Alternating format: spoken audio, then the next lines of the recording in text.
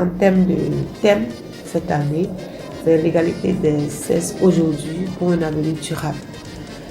Parlant d'un avenir durable, on parle de développement durable. Donc, un développement qui ne va plus en dents de scie. Et pourquoi il urge une égalité, voire justice des sexes, entre les sexes, et pour que nous puissions parler de développement durable.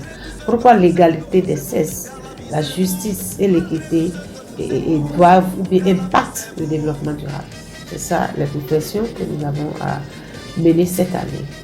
Et c'est assez simple.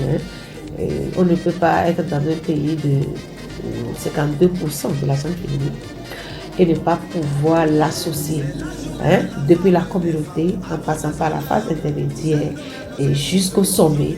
Et dans le même temps, on va aspirer à atteindre le développement. C'est ça.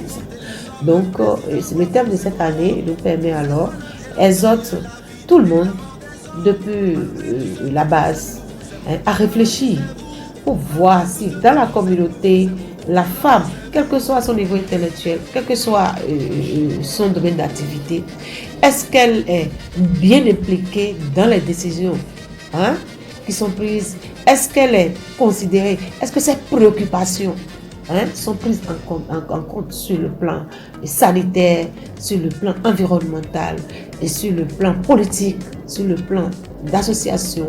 Et quand on va faire ce point, et qu'on verra qu'il y a quelque chose qui ne va pas, on est obligé d'agir.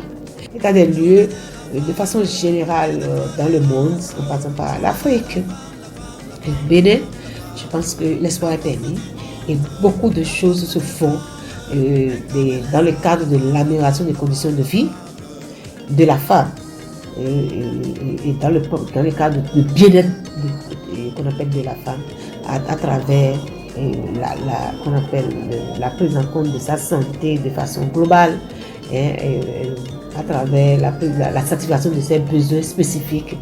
Voilà.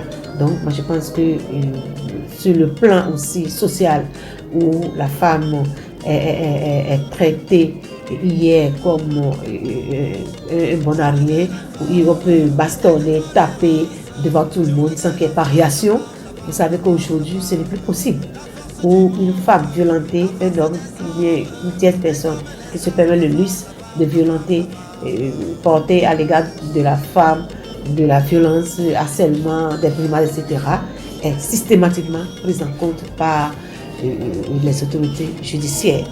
Et donc je pense qu'on est en train, il y a un effort, on sent qu'il y a un environnement, un climat de confiance, de sécurité qui se crée autour de la femme dans son ensemble sur tous les plans.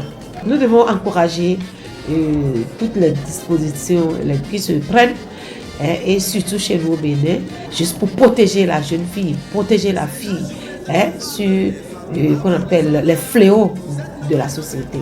Je pense qu'il y a aussi en termes de loi, la loi au niveau la loi électorale qui systématiquement donne 24 places, le minimum 24 places aujourd'hui à la femme. Nous avons 87 députés avec à peine 6 femmes. Mais aujourd'hui, on sait que quel que soit ce qui va se passer, on a d'office 24 femmes d'abord. Maintenant, ce qu'il faut, c'est de continuer dans ce sens et de mieux faire.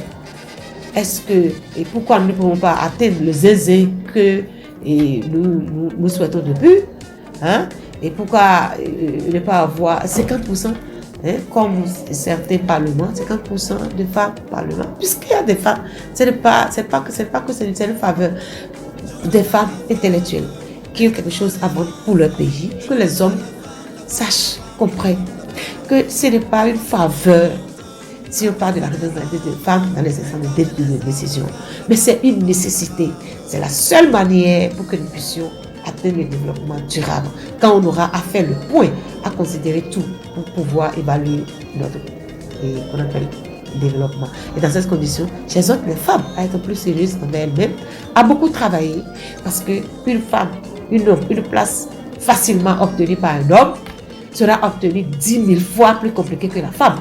Parce que tous les défis, tout ce qu'on le jette sous comme mot, des insultes, etc., fera qu'il faut qu'elles soient des femmes, il faut qu'elles soient et méritantes.